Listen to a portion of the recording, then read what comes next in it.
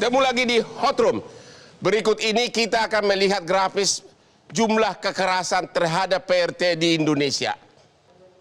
Oke, ini 2017 sampai 2022 ya. Multi kekerasan 16.635, kekerasan fisik, psikis, ekonomi 2031, kekerasan ekonomi 1.609. Ini kan yang tercatat, yang dilaporkan. Yang bisa melapor. Menurut Ibu ada banyak lagi? Yang tidak bisa melapor. Ya?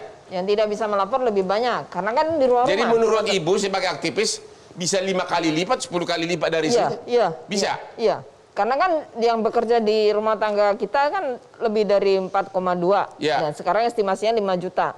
Dan itu bekerja di rumah-rumah yang kita tidak tahu apa yang terjadi di rumah-rumah itu. Pak Willy kan DPR. Gimana tugasmu melindungi rakyat? Coba kenapa RUU sudah 16 tahun mangkrak, RUU perlindungan? 18 tahun. 18 tahun mangkrak di DPR. RUU perlindungan pekerja rumah tangga PRT. Apa yang terjadi? Anda ketua panja ya? Oke. Ini biar tidak Ayu Ting Ting, Bang Hotman. Ya. Biar nggak salah kamar, nggak salah alamat. Emang Ayu Ting Ting salah kamar? Iya, kan lagunya salah alamat kan. Oh, salah alamat. Saya ini orang yang mengusulkan rancang undang perlindungan pekerja rumah tangga ini masuk prolegnas prioritas. Mengusulkan? Ya. Tapi jadi, belum berhasil? Berhasil. Berhasil? Nah, makanya, jadi biar nggak salah kamar, ya. Biar Bang Hotman tidak sesat berpikir juga tentang informasi. DPR itu kan medan pertarungan politik. Ya. Ada yang sepakat, ada yang mengusulkan, ada yang sepakat, ada yang menolak. Ya. Saya wakil ketua Badan Legislasi. 18 tahun itu tidak pernah jadi prolegnas prioritas. Baru di masa saya menjadi pimpinan Balek, itu masuk prolegnas prioritas tahunan. Sejak kapan itu? 2019. Wah, 2019 bekas Pak Willy ya? Ya. Oke, berapa untuk Pak Willy? Bukan, hanya saya dan fraksi Partai Nasdem. Oke, Nasdem nih ya? Ya, jadi tidak pernah masuk prolegnas prioritas. Oke, terus macet terus kenapa sampai sekarang? Nah, itu tanya periode sebelumnya. Nah, yang sekarang? Yang sekarang kami di Badan Legislasi sudah menyelesaikan draft RUU dan naskah akademiknya. Ya. Sudah diplenokan 1 Juli 2020. Ya. Sudah plenokan nih. Sudah diplenokan. Hasilnya sudah sah sebagai draft RUU dan naskah akademiknya. Ada satu step lagi sebagai hak inisiatif DPR. Itu belum?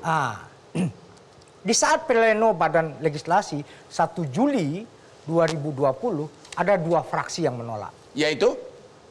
Ya, fraksi PDI Perjuangan dan fraksi Partai Golkar. Fraksi PDI Perjuangan dan Golkar menolak RUU PRT. Ya. Konteksnya adalah secara MD3 ya, tidak boleh pimpinan menunda, menyela apa yang sudah diputuskan oleh alat kelengkapan Dewan. Jadi yang menunda menyela siapa? Pimpinan. Pimpinan siapa? Ya, pimpinan yang 5 orang itulah. 5 orang itu? Ya, termasuk Ibu Puan? Ya, kolektif kolegial. Kolektif. Mereka menyela? Bukan menyela. 2 tahun lebih.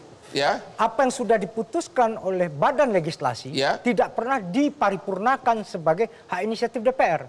Kebetulan adik abang ini juga anggota Bamus. Oke. Nah, di dalam Bamus berulang kali kami sudah berkelahinya udah sampai ancamannya lucu-lucuan lah, Bang. Oke.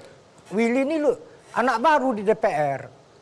Sekarang dia usulkan rancangan undang-undang perlindungan pekerja rumah tangga. Nanti bisa dipenjarakan orang tua kita sama PRT-nya. Ada narasi-narasi yang seperti itu. Sekarang dia usulkan PPRT, besok dia usulkan undang-undang tukang gali sumurnya katanya. Nah, begitu. Ya, proses ini kenapa terjadi? Ya. Satu, ya. Ikroknya agak kurang, Bang. Apa? Ikroknya. Apa itu ikro? Ikro itu bacaannya, Bang. Oh, bacaannya. Selewaran-selewarannya itu lebih dominan kepada paranoid-paranoidnya saja. Ini PPRT nih. Undang-undang apa ini? Apa alasan Partai Golkar dan PDIP menolak? Kalau di dalam rapat pleno mereka minta menunda bahasanya. Menunda? Ya, tidak melanjutkan ini pada proses berikutnya. Dan ketua DPR mengatakan di sini Ibu Puan, itu bukan hal yang urgen gitu loh. Anda gimana nih? Gini, itu sudah diputuskan prolegnas, sudah diketok. Iya, tapi tetap beliau mengatakan ini tidak urgen, tidak mendesak. PRT itu tidak mendesak untuk dilindungi, itu maksudnya ini. Kalau itu kita gampang aja, Bang. Ya. Dua hal yang kita konfirmasi. Satu, ini fenomena gunung es, ya, dan sudah diputuskan 7 fraksi bersepakat. Ya. Tidak ada subjektivitas harusnya di sana.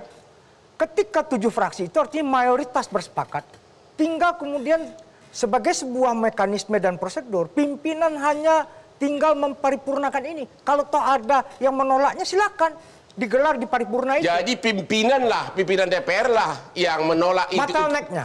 Kenapa? Bottleneck-nya. Problemnya. Apa alasan Ibu Puan memperdapat seperti ini? Mungkin Abang tanya ke yang bersangkutan aja. Silakan. Ya, saya rasa kalau tadi Abang bilang soal urgensi, ya, saya rasa tadi Bang Hapan Willy sudah mengatakan selain substansi, saya rasa konstitusi kita tuh mengamanatkan loh, Bang. Konstitusi mengamanatkan. Iya, perlindungan terhadap semua warga negara dan selain itu kita ini urusan kemanusiaan, Bang. Saya rasa kita berkumpul hari ini karena ini urusan kemanusiaan. Dan saya dengar bahwa KSP juga bikin draft RUU. Ya, bukan bikin kami draft. gugus tugas. Gugus tugas. Gugus tugas ini mengawani. Jadi kami koordinasi dengan kawan-kawan di DPR juga untuk melakukan koordinasi kira-kira supaya ini ada percepatan. Saya membayangkan tadi begitu Abang bilang getok pakai palu tadi, saya mengimajinasikan iya. Jadi begitu diketok, Bang, ini kita tuh sudah membahas ini gitu loh. Jadi kan cepat. Oke, Ibu Hayani, Ibu selaku pejabat Depnaker, PRT itu kan pekerja juga. Tapi belum ada satupun usaha dari Depnaker untuk melindungi mereka. Ada permen, tapi permen isinya seolah-olah nggak ada artinya apa-apa. Apa tanggapan Ibu? Ya, Bang Hotman. Jadi sebenarnya Kementerian Ketenagakerjaan ini memberikan perhatian sejak bahkan sudah sangat lama sekali. Caranya? Buktinya apa?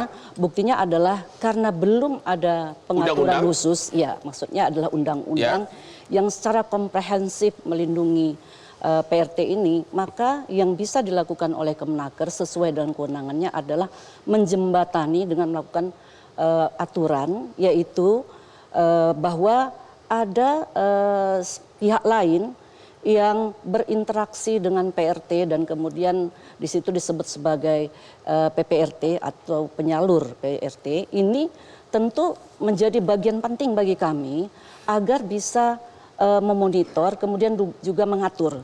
Memang di dalam peraturan menteri itu kan tidak bisa seperti undang-undang sehingga memberikan sebuah sanksi yang tegas. Jadi sampai sekarang belum ada peraturan diterbitkan oleh Depnaker yang memberikan sanksi kepada majikan karena tidak berwenang untuk itu. Belum, tidak ada.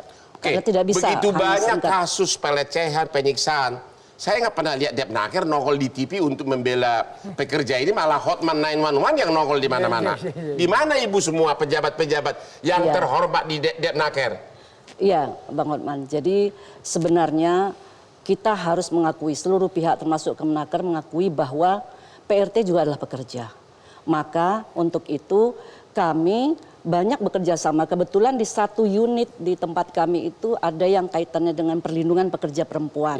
Tetapi memang selama ini seperti yang saya sampaikan tadi, perlindungan pekerja perempuan itu di dalam konteksnya itu selalu yang mengatur secara formal dalam undang-undang. Sedangkan PRT ini tidak ada aturan secara khusus.